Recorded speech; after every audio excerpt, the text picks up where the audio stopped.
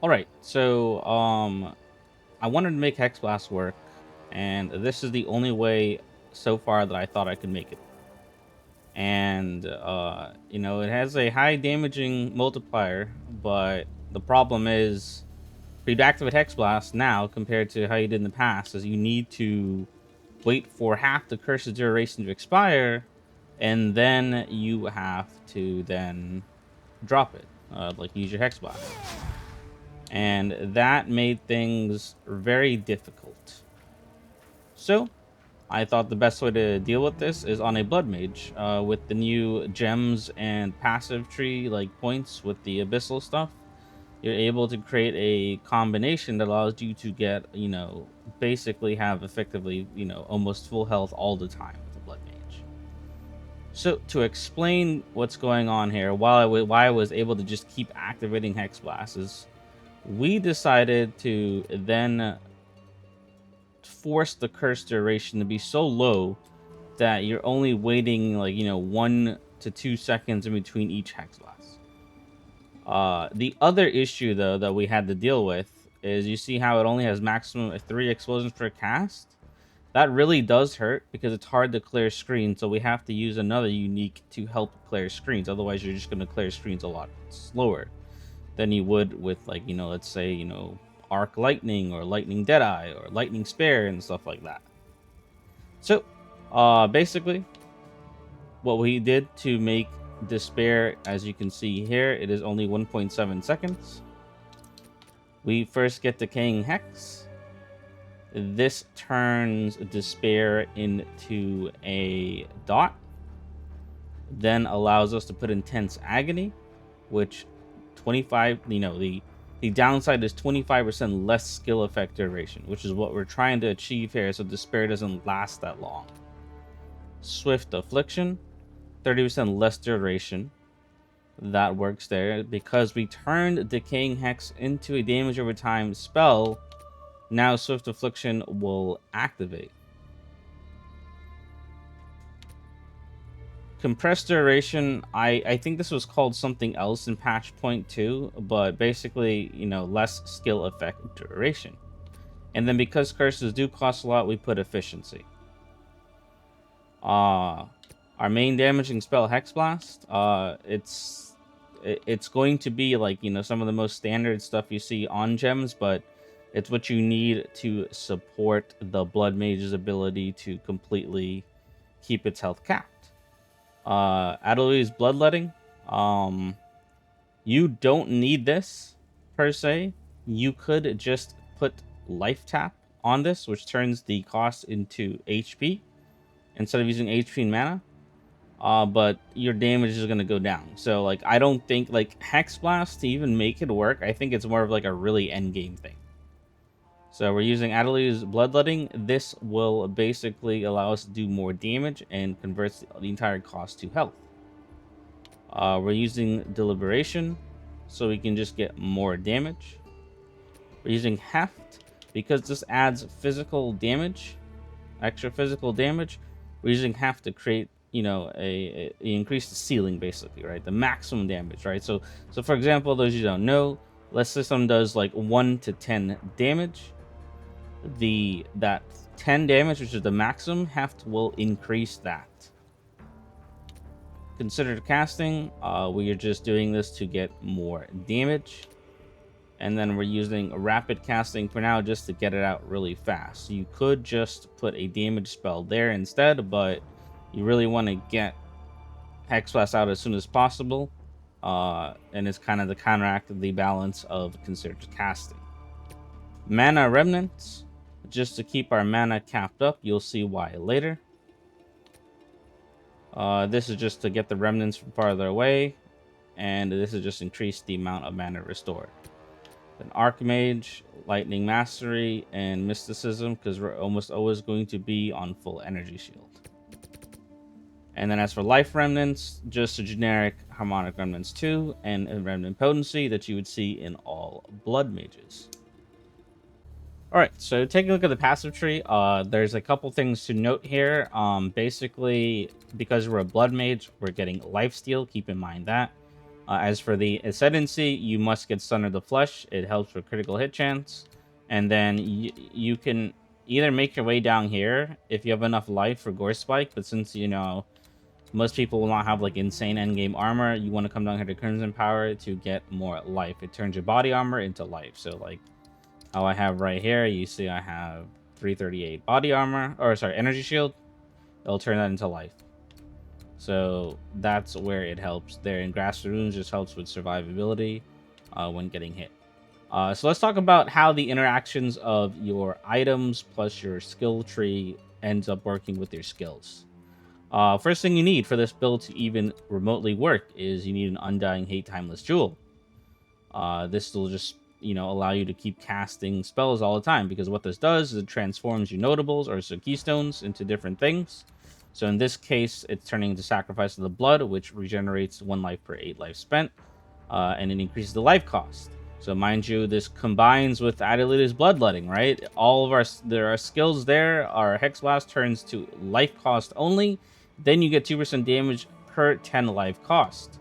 We're now increasing that life cost, so that means it's more damage, but also you're getting life regen. The next thing is we picked up these Sanguimancy ritual nodes and, like, you know, these BloodMage nodes, Sacrifice Blood and Blood Transfusion.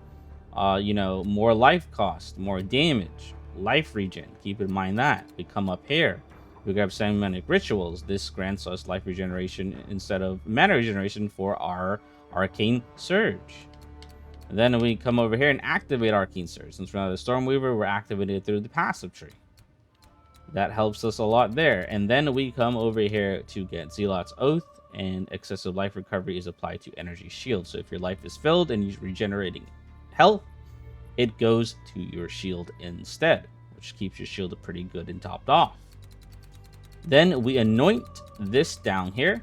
This is an old tech from patch 0.1, but fast metabolism.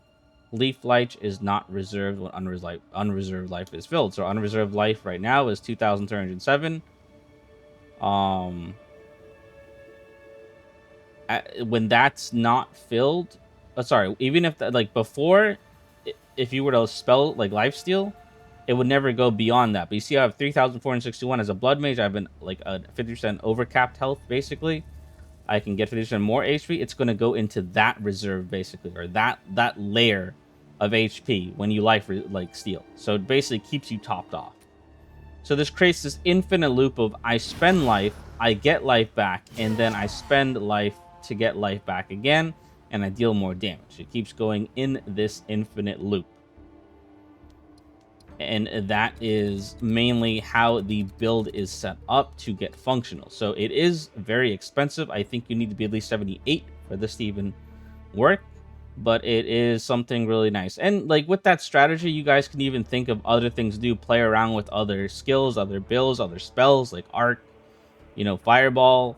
And basically that is the Blood Mage's power from this patch, thanks to mainly 2 things, right? Adelia's Bloodletting, which is ridiculous, and then your Undying Hate Gem Jewel from this Abyssal League. We've added Mind Over Matter, since we don't really use mana that much, and we use Mana Remnants to go beyond our mana cap. A Mind Over Matter helps in case you somehow make a mistake and something just punches you in the face. It will go through your mana first, and you can get back on your feet with a single Hexblast. So that really is helpful. So you can even put in other spells too in between to, like, let's say you ran out of mana and you just need to kill something. You can run like Bone Cage or something. You can run like Lightning Wrap, Ball Lightning, Orb of Storms, like all of this kind of stuff, right? And to get your life back in crazy situations. But I'm just showing you the bare minimum. So yeah, that is it for the passive tree. The rest of the stuff are just like crit hit, crit damage for spells and regular crit hit, crit rate. For those you don't know, even though this does not say for spells, if you increase your critical hit chance with these nodes, it also increases the spell critical hit chance. So basically grab as many of that as possible. So let's talk about the armor. So for this build to work, there's 2 uniques that is a must-have. First is, you know, add Xerxes Acute Molded Mitts. So how Life Leech works in the game, like off of like nothing is that like it's slow. Like when you leech it, you get it back. You know, over I forgot like 1 second or something like that basically. This just lets it instant. So if you were to gain 50 life, your health will go up by 50. So this helps the fast metabolism we talked about right here. It helps with this right here, right? So this lets us leech instantly, so we keep our life capped off. The other must-have is windscreen feathered sandals unique. This is definitely a must-have because curse have no activation delay. This lets us drop our curse just like that. Right? So we're able to just drop it and it's instantly applied. And that is it for the build to work in terms of like armor. Like you want max life on everything that you can possibly have. You don't need this unique. I'm just using it to like increase my critical hit chance and damage.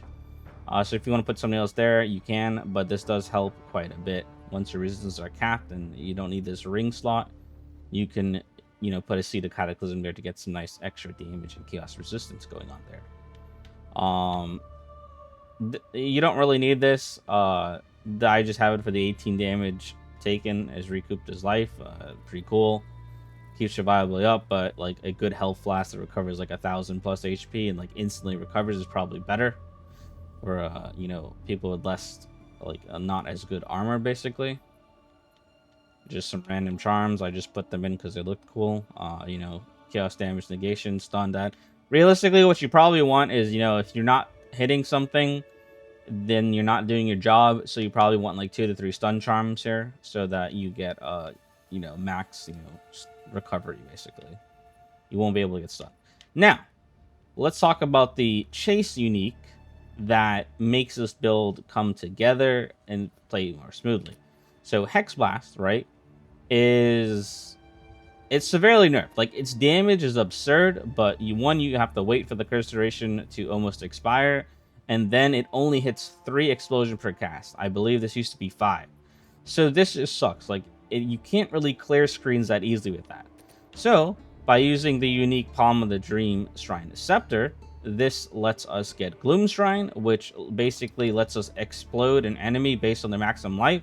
So if a bunch of them are just sitting in a group, one Hexblast will now should wipe out that entire wave. So you can clear screens with this. This is how you can keep up with, you know, other builds. Because unfortunately, currently in the end game, if you're not killing things fast enough, it's gonna feel tedious, and you might get overrun by like, you know, a bunch of monsters jumping you. So that's what Palm of the Dream Shrine Scepter does. It helps us just clear stuff, and you want that reduced skill effect duration. Oh yeah, I forgot to mention that. We were trying to reduce the skill effect duration, so you want to come down here for, you know, these 3 nodes up here. They have the reduced skill effect duration, so that is what lets us. That's you know, helping to the fact that we're only 1.7 seconds for the curse duration. So, with all of that in mind, you start to get this like insane like loop where you drop your curse, you drop your Hexblast, you drop your curse, you drop your Hexblast, right? And you just look at our life. Just watch our life while I'm doing this.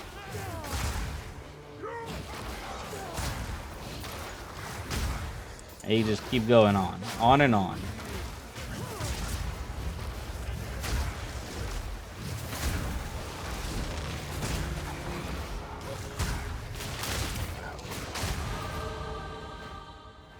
Keep doing it, and look.